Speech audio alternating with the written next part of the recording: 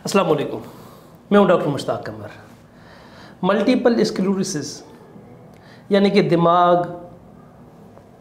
आपका हराम मगज़, स्पाइनल कॉर्ड और ये चीज़ें जो मरकज़ी एसाबी निज़ाम है उसका ख़राब होना। अब ये मल्टीपल स्क्लेरोसिस जो है ये एक ऐसी बीमारी है जिसका नाम से ही ये बीमारी ज़्यादा आम पहचानी जा सकती है कि मल्टीपल यानी कि बहुत जगह स्क्लेरोसिस, दाग लगना। जिसे अगर हम कहें कि मल्टीपल बहुत जगहों पर स्क्लेरोसिस दाग के बजाय अगर हम इसको टूटने का नाम देते हैं, बहुत जगहों से टूटना या डैमेज होना, ख़राब होना, तो बेजाना होगा। अब ये मल्टीपल स्क्लेरोसिस की जो बीमारी है ये बीमारी है क्या?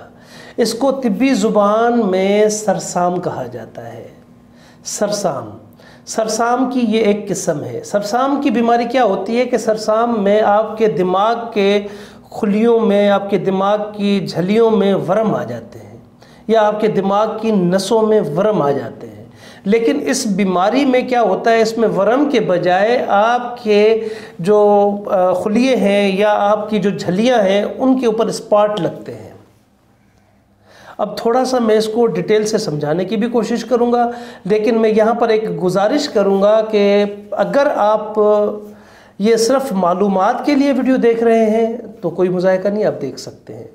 लेकिन अगर आप ये इलाज की गर्ज से वीडियो देख रहे हैं और आप इस मर्ज़ से मुतासिर हैं तो वीडियो को मुकम्मल देखें,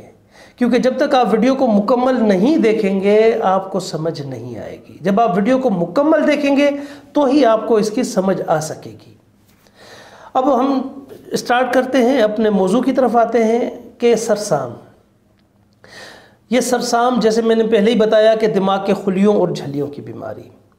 लेकिन इसमें मल्टीपल स्क्लेरोसिस में क्या होता है कि जो हमारा सेंट्रल नर्वस सिस्टम है यानी कि जो हमारा मरकज़ी एसाबी निज़ाम जिसमें दिमाग, हराम मगज़, स्पाइनल कॉर्ड, ये जगह है जो ये हमारा मरकज़ है जिस्म का। जब ये हमारा जिस्म का मरकज़ डैमेज होगा तो हमारी पूरी बॉडी जो है उसके लपेट में आ जाती है। दूसरा, उसके अलावा क्या होता है कि जो हमारे हराम मगज़ और स्पाइनल कॉर्ड को वीन्स जाती हैं या जिसे नब्ज़ कहा जाता है वो जाती हैं, तो इसके ऊपर एक झल्ली बनी होती है जिसे माइलिन कहा जाता है, माइलिन शीट। इस माइलिन शीट के ऊपर जब दाग लग जाते हैं, धब्बे लग जाते हैं, तो उसकी बुनियाद पर या ये डैमेज होती है, उसकी बुनियाद पर ये आपको मुतासिर करती है, आपको डैमेज करती है, बीमार करती है। ये बीमारी जो है ये खुश्क सर्द है। अब इसको आगे चलकर मैं आप इसकी वजाहत करूँगा कि ये किस बिना पर ये खुश्क सर्द बीमारी हो रही है या इसकी जो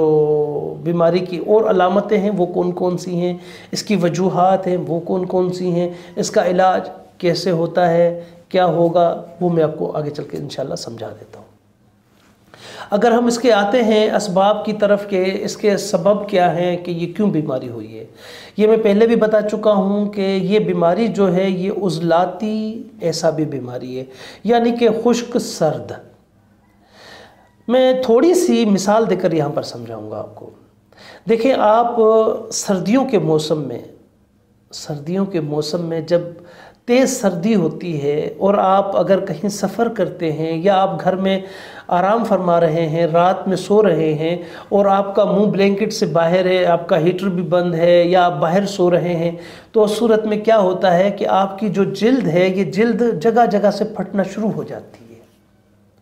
ये जगह जगह से ये जिल्द फटना शुरू हो जाती है। जब ये जिल्द फटती है तो आपके पूरे उस हिस्से को डैमेज कर देती है, मुतासिर कर देती है। इसी तरह ये जो बीमारी है मल्टीपल स्क्लेरोसिस ये आपके पूरे जिस्म को मफलूज बना सकती है। ये याद रख लीजिए कि ये बीमारी आम तौर पर ये देखा जाता है कि ये जो आम इतबा हजरात हैं या जो गैर मुस्तनिद जिसे मैं कहूँ तो भेजा ना होगा, तो गैर मुस्तनिद जो इतबा हजरात हैं या डॉक्टर हजरात हैं, तो उससे क्या होता है कि अगर उनके पास आप जाते हैं वो यही समझते हैं कि ये फालिज है और उस सूरत में वो फिर फालिज का इलाज करते हैं। अब इससे क्या होता है कि आप बीमारी एक का इलाज करवाने गए, आपको दूसरी बीमारी का इलाज जब आपका किया जाए तो आप लाजमी सी बात है बीमारी बढ़ जाएगी। اب اس بیماری کا علاج تو نہیں ہوا نا، جب اس بیماری کا علاج نہیں ہوا تو وہ تو بڑھنی ہے۔ اچھا، اس میں آگے میں تھوڑا سا اور بھی اس کی تفصیل دوں کہ اس کی وجوہات اور اس کے اسباب کیا کیا بنتے ہیں کہ کیوں یہ بیماری ہوتی ہے۔ اس میں جیسے میں نے پہلے ہی کہا کہ یہ عضلاتی اعصابی بیماری ہے، وٹامن ڈی کی کمی، اور یہ بھی یاد رکھ لیجئے کہ یہ بیماری اکثر جو ہم نے دیکھا ہے وہ بالائی علاقہ جات سے، جو ہمارے پاس مریض زیادہ ہیں، جو زیادتی مریضوں کی جہاں سے ہے وہ بالائی علاقہ جات یا ٹھنڈے علاقہ جات، لیکن یہ سینٹرل سے بھی آج کل مریض آ رہے ہیں، تو یہ ٹھنڈے علاقوں میں زیادہ یہ بیماری پائی جاتی ہے۔ دوسرا، اس کے علاوہ یہ بیماری کی جو اصل بنیادی وجہ ہے وہ ہے کانسٹیپیشن، یعنی قبض، کیونکہ قبض جو ہے یہ 70 بیماریوں کی ماں ہے، جڑ ہے۔ اگر آپ کا قبض ٹھیک ہوتا ہے، آپ کا پیٹ صاف ہوتا ہے تو بیماری آپ سے معاف ہوتی ہے۔ آپ کا جب پیٹ صاف نہیں ہوتا تو بیماری، پھر آپ کا جسم جو ہے بیماریوں کا گھر بن جاتا ہے، مسکن بن جاتا ہے۔ تو یہ یاد رکھ لیجئے، قبض سب سے بہت بری بیماری ہے، بہت زیادہ بری بیماری قبض ہے۔ قبض کی بنیاد پر آپ کو 70 اور بیماریاں لگ سکتی ہیں۔ اور دوسری بات، بیماری ہمیشہ 2 جگہوں سے آتی ہے، ایک منہ سے، دوسرا دماغ سے۔ یہ جیسے میں پہلے کہہ چکا ہوں کہ یہ دماغی بیماری ہے اور یہ دماغ سے آئی ہوئی بیماری ہے۔ اس کے لیے ہم نے اس کا علاج کیسے کرنا ہے وہ بھی آگے چل کر میں بتاؤں گا۔ اب اس کے اور کون کون سے اسباب ہیں؟ ادویات کی زیادتی۔ اب ادویات کی زیادتی کیسے بنی؟ جب ہم فار ایگزامپل آپ جاتے ہیں، آپ بیمار ہوتے ہیں، آپ آتے ہیں ڈاکٹر کے پاس، آپ نے کہا ڈاکٹر صاحب مجھے پین کلر چاہیے، یا آپ نے میڈیکل سے لے لیا پین کلر، یا آپ نے کوئی نیند کی ٹیبلٹ کھا لی، اس صورت میں وہ آپ کنٹینیو رکھتے ہیں۔ جب آپ اس کو کنٹینیو رکھتے ہیں تو اس کے سائیڈ ایفیکٹ سے یہ بیماری پیدا ہو سکتی ہے۔ دوسرا، یہ دماغی جرثومات کی بنیاد پر بھی یہ بیماری ہو سکتی ہے، کیونکہ سرسام میں دماغی جرثومات ہوتے ہیں جو دماغ کے خلیوں کو ورم دے دیتے ہیں۔ اس میں یہ دماغی جرثومات جو ہوتے ہیں یہ آپ کے جو مائلین شیٹ ہے، جو اس نس کے اوپر مائلین شیٹ چڑھی ہوئی ہے، حرام مغز یا اسپائنل کارڈ کی نس کے اوپر مائلین شیٹ چڑھی ہوئی ہے، یہ اس کو کاٹ دیتے ہیں، ڈیمیج کر دیتے ہیں، توڑ دیتے ہیں، خراب کر دیتے ہیں، اس سے بھی یہ بیماری ہوتی ہے۔ دوسرا، یہ بھی یاد رکھ لیجئے کہ یہ بیماری جو ہے یہ زیادہ تر جو اکثریت ہے وہ 18 سال سے 50 سال کی عمر کے لوگوں میں یہ بیماری زیادہ عام ہے، لیکن 18 سال سے کم اور 50 سال سے زیادہ اس عمر کے لوگوں میں یہ بیماری کا ریشو بہت کم ہے۔ یعنی کہ یوں سمجھ لیں کہ 1% جو ہے 18 سال سے پہلے اور 50 سال کے بعد کے عمر کے لوگوں کو ہے، لیکن 99% جو ڈیمیج ہے وہ 18 سال سے 50 سال کی عمر کے درمیان کے لوگ اس میں ڈیمیج ہیں۔ اب اگر اس کو ہم آتے ہیں، اس کی علامت کی بات کرتے ہیں کہ اس کی علامتیں کون کون سی ہیں۔ اب اس کی اگر ہم علامتوں پہ آتے ہیں تو یہ ظاہر ہے کہ ملٹیپل بہت جگہ، جیسے میں پہلے ہی کہہ چکا ہوں۔ اگر اس میں آپ کا جو اس کی سب سے پہلی پہچان ہے، جو سب سے پہلی پہچان وہ آپٹیکل نیرو، جو آپ کا آنکھ کا دیکھنے کا کام کرتی ہے جو رگ آپٹیکل نیرو، یہ اس کے اوپر اٹیک ہوتا ہے۔ سب سے پہلا اٹیک جو اس کا ہوتا ہے وہ اسی کے اوپر ہوتا ہے۔ اس کے بعد جب یہ بیماری آپ کے حرام مغز یا ریڑھ کی ہڈی، اسپائنل کارڈ وغیرہ کی طرف جب یہ بڑھتی ہے، اس صورت میں کیا ہوتا ہے کہ یہ اگر کسی ایک وین پہ اگر یہ اٹیک ہوا ہے اس کا، یا اس کی جو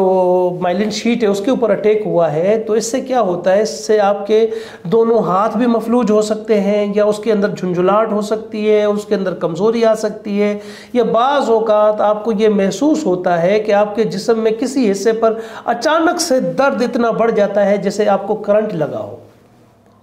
یہ آپ کے ٹانگوں پر بھی آ سکتی ہے، اثر افیکٹ ہو سکتا ہے۔ یہ آپ کے جو ہے جیسے کہ پیشاب پخانے کی حاجت ہوتی ہے آپ کو، وہ آپ کو محسوس ہوتا ہے، انڈیکیٹ ہوتا ہے، اس کے اوپر بھی آپ کو اٹیک ہو سکتا ہے۔ آپ کے جو یورین بلیڈر ہے اس کے اوپر بھی اٹیک ہو سکتا ہے، کہ بعض اوقات ایسے مریضوں کو دیکھا گیا ہے کہ کسی مریض کا یورین جو ہے وہ ان کو محسوس نہیں ہوتا، یورین پاس ہو جاتا ہے، کسی کا محسوس تو ہوتا ہے لیکن ویکنس بہت زیادہ بڑھ جاتی ہے۔ تو ایسے بھی مریض سامنے آئے ہیں۔ دوسرا یہ مرض ایسا ہے کہ اس کی آگاہی بہت کم ہے، اس مرض کی بہت کم آگاہی ہے، یہ بہت کم لوگوں کو معلوم ہوتا ہے کہ یہ مرض ایسا بھی ہے، ہر بندہ اس مرض کو نہیں جان سکتا۔ سیکنڈلی یہ ہے کہ اس کے بہت زیادہ ٹیسٹ ہوتے ہیں تو اس کے بعد ہی یہ پتہ چلتا ہے کہ واقعی یہ مرض ہے۔ لیکن الحمدللہ ہماری خوش قسمتی ہے کہ طب میں اس کا علاج بھی موجود ہے جو اس کو جڑ سے ختم بھی کر دیتا ہے۔ لیکن اگر ہم اس کو میڈیکل میں دیکھتے ہیں، میڈیکل سائنس والوں نے ڈاکٹروں سے جو ہمارے پاس مریض آئے ہیں، میں ان کی بات کر رہا ہوں، میں مکمل سب کی بات نہیں کر سکتا، بہت معذرت۔ جو ہمارے پاس مریض آتے ہیں ان میں کچھ ایسے مریض بھی ہیں کہ جن کا کہنا ہے، واللہ اعلم، جن کا کہنا یہ ہے کہ ہم جب ڈاکٹرز کے پاس جاتے ہیں تو وہ کہتے ہیں کہ آپ یہ ادویات استعمال کرتے رہیں، لیکن یہ ایک ایسی بیماری ہے جو زندگی بھر آپ کے ساتھ چلے گی، یہ بڑھے گی نہیں تو کم بھی نہیں ہوگی، لیکن یہ یہیں پر رکی رہے گی، آپ کے ساتھ زندگی بھر چلتی رہے گی۔ لیکن میں یہ کہتا ہوں کہ ہمارے طب میں الحمدللہ اس کا علاج بھی موجود ہے، اور الحمدللہ اس سے جو مریض شفا یاب بھی ہوئے ہیں، تو انشاءاللہ العزیز کسی دن میں ان مریضوں سے بھی آپ لوگوں کو یہ بات بھی کروا دوں گا انشاءاللہ۔ تو یہ مرض جو ہے، جیسے میں پہلے ہی بتا چکا ہوں کہ اس کی علامتوں میں ہاتھ آپ کا سن ہو جانا، یا آپ کے بازو مفلوج ہو جانا، یا آپ کے جو ہے ٹانگیں مفلوج ہو جانا، اچھا یہ بھی یہ یاد رکھ لیجئے کہ جیسے میں پہلے بتا چکا ہوں کہ آپ کی آنکھ پر اثر ہونا۔ بعض ایسے مریض بھی ہوتے ہیں کہ یہ بیماری جو ہے اکثریت جو ہے یہ بیماری آہستہ آہستہ، پہلے ہر مریض یہ سمجھتا ہے کہ یہ کچھ بھی نہیں ہے، کوئی اتنی خاص چیز نہیں ہے، اتنی کوئی خاص بیماری تو ہے نہیں ہے، کیوں ہم اپنا وقت ضائع کریں، کیوں اپنا پیسہ ضائع کریں، کیوں ڈاکٹر کے پاس بھاگیں۔ لیکن یہ بعد میں پتہ چلتا ہے جب وہ بیماری مکمل طور پر آپ کو جکڑ لیتی ہے۔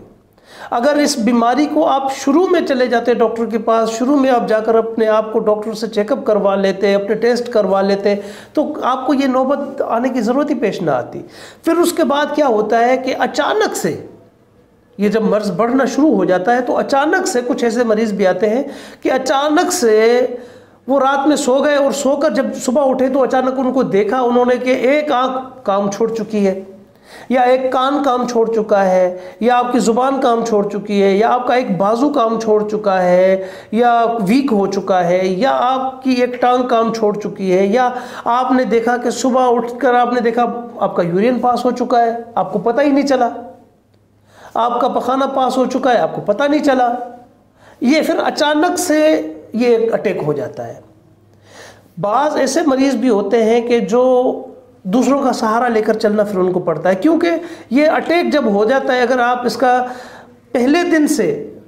آپ شروع سے ہی، یعنی کہ جیسے آپ کو اٹیک ہوا، آپ کو پتہ چلا کہ ہاں مجھ پر اٹیک ہوا ہے، اور آپ فی الفور اپنے طبیب کے پاس گئے اور آپ نے اپنا علاج شروع کروا دیا، تو اس صورت میں یہ ہوتا ہے کہ اس صورت میں آپ طبیب سے جب آپ علاج کرواتے ہیں تو آہستہ آہستہ پھر یہ بیماری الحمدللہ ختم ہو جاتی ہے۔ اب یہاں پر میں یہ بھی چیز واضح کر دوں کہ جیسے میں پہلے بتا چکا ہوں کہ یہ سرسام کی بیماری سے ہی یہ ملتی جلتی ایک بیماری ہے، اس کو بھی سرسام ہی کہتے ہیں، لیکن وہ خلیے جو ہے ورم آ جاتی ہے، اس میں ٹوٹنا شروع ہو جاتے ہیں اور اسپاٹ لگنا شروع ہو جاتے ہیں۔ دوسرا اس میں کیا ہوتا ہے کہ جیسے ایک مریض کی اگر آپٹیکل نیرو پر اٹیک ہوا ہے،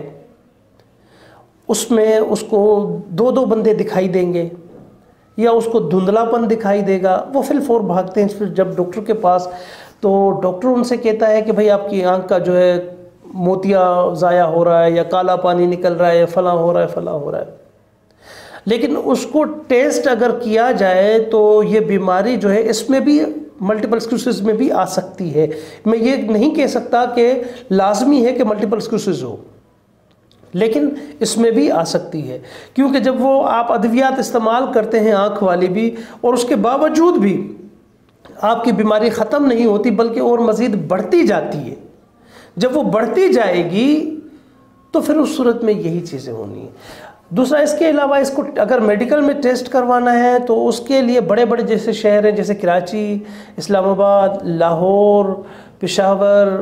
تو ایسے بڑے بڑے شہروں میں یہ آپ کو ٹیسٹ کرنے کی سہولیات موجود ہوتی ہیں، آپ وہاں سے ٹیسٹ کروا سکتے ہیں، لیکن چھوٹے شہروں میں اس کے ٹیسٹ کی کوئی سہولیات نہیں ہوتی۔ سیکنڈلی یہ ہے کہ اگر آپ کسی طبیب کے پاس جاتے ہیں تو طبیب سے آپ پوری مکمل، آپ جب تک ان کو اپنی تفصیلات نہیں بتاتے، ان کے پاس کوئی غیب کا علم نہیں ہوتا کہ وہ آپ کو اس طریقے سے پہچان سکیں۔ آپ ان کو جب مکمل تفصیلات دیتے ہیں تو ہی وہ اتباع حضرات آپ کو بیماری کو پہچانتے ہیں، پہچان کر اور پھر اس کا علاج کرتے ہیں۔ اب اگر ہم آتے ہیں اس کے علاج کی طرف کہ اس کا علاج کیا ہوگا، تو اس کے اگر ہم علاج کی طرف آتے ہیں، اس کا علاج جو ہے وہ دو طرح کا علاج ہوتا ہے۔ اس کا ایک تو اس کا جو ہے طبی علاج ہے، دوسرا اس کا روحانی علاج ہے۔ یہ دو علاج ہوتے ہیں اس کے۔ میں یہاں پر ایک چیز یہاں اور بھی واضح کر دوں کہ جیسے میں کہہ چکا ہوں کہ اس کے دو علاج ہیں، ایک طبی علاج ہے، دوسرا روحانی علاج ہے۔ جو آپ کا طبی علاج ہے، طبی علاج میں اکثر ہم جو ہمارے پاس پیشنٹ آتے ہیں تو ہم پیشنٹ کی کیفیات کو مکمل اس کا جائزہ لیا جاتا ہے اور پیشنٹ کا جو ہے مکمل معائنہ، طبی معائنہ کیا جاتا ہے۔ طبی معائنے کے بعد ہی اس کا علاج بہتر انداز سے ہم کر سکتے ہیں۔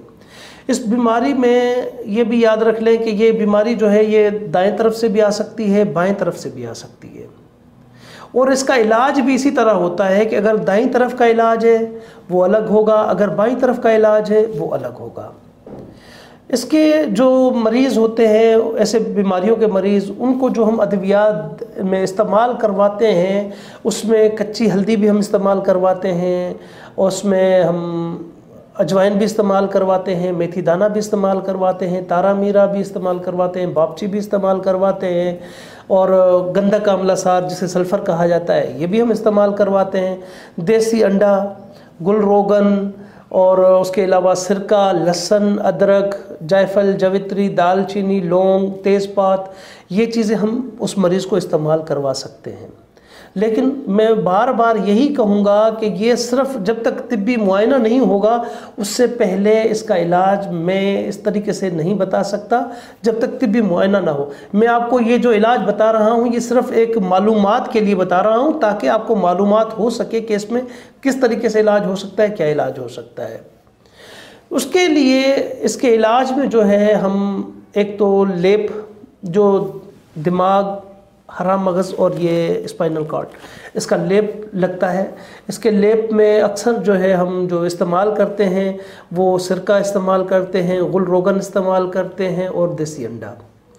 یہ استعمال کر کے اس کا ہم ایک لیپ بناتے ہیں، لیپ بنا کر اور وہ لیپ لگاتے ہیں جو ہر 2 گھنٹے کے بعد لیپ لگتا ہے۔ دوسرا اس کے علاوہ اس میں اگر دیکھا جائے تو جو ملین چار ہے ہمارا طب کا ملین چار، وہ ہم اس میں استعمال کرواتے ہیں۔ اس میں کیا کیا ہوتا ہے، اجوائن ہوتی ہے 40 گرام، اور تارا میرا اس میں 40 گرام ہوتی ہے، باپچی 40 گرام ہوتی ہے، گندھک آملہ سار 120 گرام ہوتی ہے۔ تو یہ چیزیں اس کی گولیاں بنا کر، نقودی گولیاں بنا کر، اور وہ ہم استعمال کروا سکتے ہیں۔ اس میں یہ بھی یہاں پر میں ایک چیز واضح کر دوں کہ یہ بیماری جو ہے اس میں خوراک کا خاص خیال رکھا جاتا ہے۔ یہ بیماری خوراک سے آپ کا اور آپ کے پرہیز سے یہ بیماری بہت جلد آپ اس کو کور کر سکتے ہیں۔ اگر آپ اس میں خوراک کی بے ترتیبی کرتے ہیں یا آپ خوراک کا خیال نہیں رکھتے، آپ پرہیز نہیں کرتے، تو اس صورت میں کیا ہوتا ہے کہ جو بیماری آپ کی 1 سال میں ختم ہونی تھی وہ آپ کی 10 سال چلے گی، جو بیماری آپ کی 1 مہینے میں ختم ہونی تھی وہ بیماری آپ کے 10 مہینے چلے گی اگر آپ پرہیز نہیں کریں گے۔ دوسری بات یہ ہے کہ اس میں اگر خوراک کی طرف دیکھا جائے کہ ایسے مریضوں کو کون سی خوراک کھانی چاہیے، ایسے مریضوں کو چاہیے کہ وہ ایک تو چائے اور کافی کے بجائے لونگ، گرم مسالہ، دال چینی یا زوفا، انجیر، پودینہ اور تیز پات کا کیوا وہ استعمال کر لیں، کیونکہ وہ ان کے لیے بہت زیادہ مفید ہوتا ہے۔ اور ایسے اگر مریض ہیں تو ان کو اگر کھانے میں دیکھا جائے کہ کھانے میں ان کو کون سی خوراک دی جائے، تو کھانے میں ان کو گائے کا گوشت، مچھلی، سری پائے، دہی یا زیادہ تر ترش لسی استعمال کر سکتے ہیں۔ اگر اس کے علاوہ میوہ جات میں ہے تو ڈرائی فروٹ استعمال کر سکتے ہیں. اگر پھل فروٹ میں ہے تو سیب، جامن، فالسا، لیچی، مالٹا، رس بھری، آڑو ترش، انناس، بیر، سنترا اور آلوچا وغیرہ یہ استعمال کر سکتے ہیں.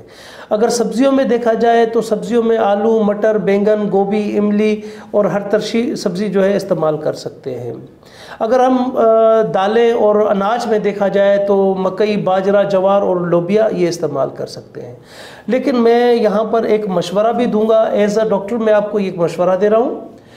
کہ کبھی بھی، کیونکہ ہمارے پاس جو ایسے مریض آتے ہیں تو وہ کہتے ہیں ڈاکٹر صاحب ہم نے یوٹیوب پر ایک نسخہ دیکھا تھا، وہ ہم نے استعمال کیا اور اس سے ہمارا یہ حال ہوا ہے. تو خدا را اپنا علاج کسی مستند اتباع سے ہی کروایا کرے. یہ نسخوں پر آپ نہ چلا کریں، کیونکہ جب آپ نسخوں پر چلتے ہیں تو نسخوں کی صورت میں کیا ہوتا ہے کہ آپ، وہ ایک مثال آپ نے سنی ہوگی کہ نیم حکیم خطرہ جان. تو وہ نیم حکیم خطرہ جان والی ایک مثال ہوتی ہے کہ آپ کو پھر جان سے بھی ہاتھ دھونا پڑ سکتا ہے. اس لیے جب بھی آپ اپنا علاج کروائیں کسی بھی، میں یہ آپ سے یہ نہیں کہہ رہا کہ آپ میرے پاس آئیں اور مجھ سے علاج کروائیں، میں آپ سے یہ کہہ رہا ہوں کہ آپ کسی بھی مستند حکیم سے علاج کروائیں یا مستند ڈاکٹر سے علاج کروائیں جو سرٹیفائڈ ڈاکٹر ہوں، ان سے آپ اپنا علاج کروائیں. یہ آپ لوکلوں کے پاس نہ بھاگیں، کیونکہ جب آپ ان کے پاس جاتے ہیں وہ آپ کو کوئی ٹوٹکے بتاتے ہیں یا آپ نے کسی کا کہا سنا ٹوٹکا سن لیا، آپ نے وہ استعمال کر لیا. اس صورت میں کیا ہوتا ہے، اس صورت میں آپ کی بیماری جو ختم ہونی ہوتی ہے وہ ختم تو نہیں ہوتی، بلکہ ایک اور بیماری اس کے ساتھ مزید لگ جاتی ہے. پھر آپ بھاگتے ہیں اچھے اچھے ڈاکٹروں کے پاس. تو خدا را اس چیز کا خیال رکھیں کہ آپ سب سے پہلے اپنا جب بھی علاج کروائیں، جہاں سے بھی علاج کروائیں، تو کسی مستند ڈاکٹر سے، مستند حکیم سے علاج کروائیں، تاکہ یہ بیماری پہچان کر اور آپ کا مکمل علاج کر کے آپ کو اس بیماری سے نجات دلائی جا سکے. اور یہ ایک صدقہ جاریہ بھی ہے جو آپ، میری گزارش ہے کہ آپ ان افراد تک بھی یہ صدقہ جاریہ پہنچائیں جو اس مرض میں مبتلا ہیں. اللہ ان کو شفا دے، صحت کاملہ دے. میری دعا ہے ان سب کے لیے، اور مجھ حقیر و فقیر کے لیے بھی اپنی خاص دعاؤں میں مجھے ضرور یاد رکھا کیجیے. السلام علیکم.